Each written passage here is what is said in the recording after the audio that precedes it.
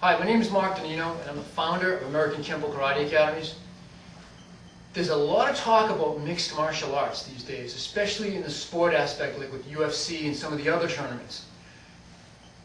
Absolutely amazing how much power and effort and technique goes into what these athletes actually do. What I think people get really confused about is the differences between a mixed martial art and mixed martial arts as a sport. Now, there are mixed martial arts out there that are more based for self-defense arts. For example, our version of Kempo Karate is a mixed martial art.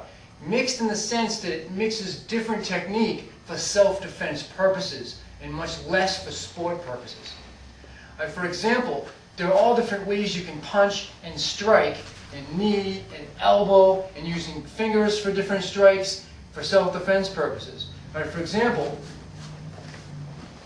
if a person comes up and grabs my throat, I'm going to have to address this a little differently. I certainly could just pound him with punches like if he was a heavy bag, but I may not want to use that type of energy. I may simply just want to stun in the face, pull the thumbs apart, and do a knee strike in the face as his head is down. Now, a lot of things that we'll do in self-defense training isn't allowed in sport mixed martial arts. And that's okay, it's for good reason, because you don't want the athletes getting badly hurt. For example, if we do that same type of chokehold, in a sport mixed martial art, I cannot go in for the eyes. Obviously, that would be very effective in the street, regardless of an opponent's physical size or strength. They will respond if you do something to their eyes. And then something more advanced might be to use some of the jiu-jitsu locks that you really normally won't see in a mixed martial arts bout, because people get really sweaty and slick, and it's very hard to grab them in those types of techniques. Now, another great way that it differs, for example, let's say the opponent was going to dive in at my legs. Now, in sport mixed martial arts, I'm not supposed to knee in the face if they're coming down at you, if I understand the ruling correctly. And if the person is actually down, I'm not supposed to kick them in the head if their head is down that way. And that is for good reason in the sport. Same idea, a person comes in this way, I can't hammer in the back of the head in the sport because it could actually kill someone. So they've banned those types of things, or things like fish hooking, where I won't do it to my friend, but if I put my finger in this way, that will manipulate his head so that I can do something else effective. So you want to make sure you understand the difference between the sport and the self-defense component. I think another advantage is you can actually do different strikes, not only like to the eyes, but you have the groin, you go underneath this way. There's so many different things you can use. There's other things I may need just to restrain the opponent. Now, in reality, in the sport, if he taps out, the match is over, I let him go, everyone goes home. In reality, there are other components where I may be restraining him, but another opponent may come in and attack me, or I won't be able to do a lot of this type of technique.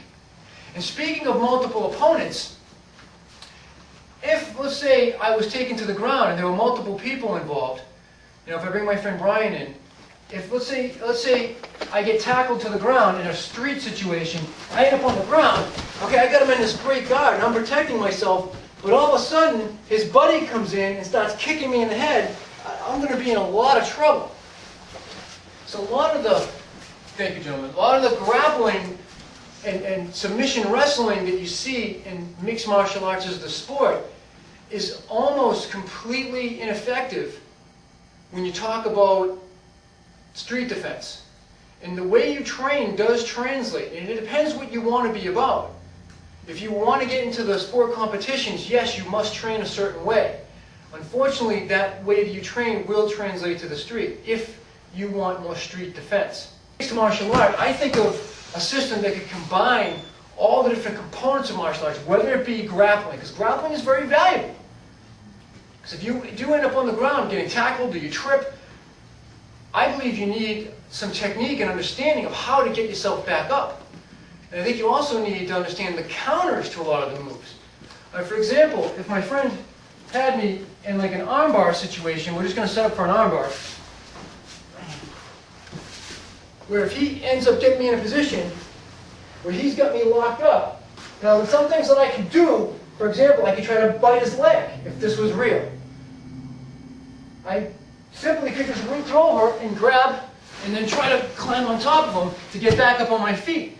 Because in reality, I don't know if his buddy's coming in, like we demonstrated earlier.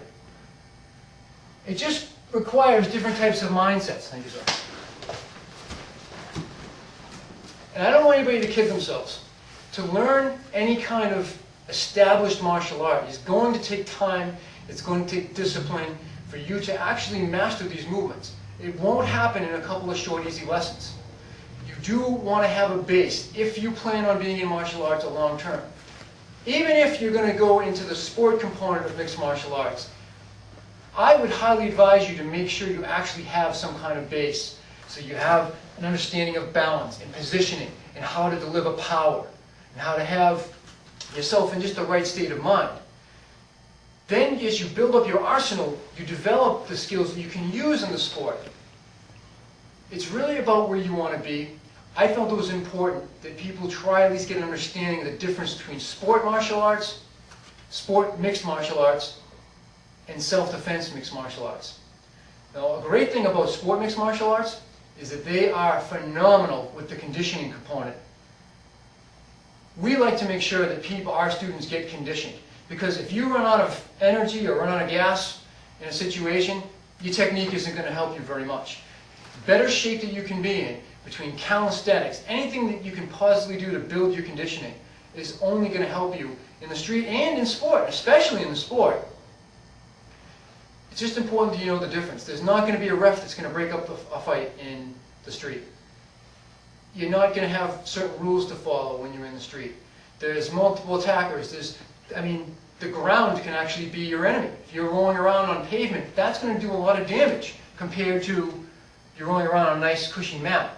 So whatever pursuit you decide to go for martial arts, I think it's important to understand the difference. And I mentioned before, our version of Kempo Karate, when it's taught properly, is a mixed martial art. We try to cover all different components for self-defense, and the techniques are used as foundational to actually be able to apply it in the real world. I hope you enjoyed this. Thank you.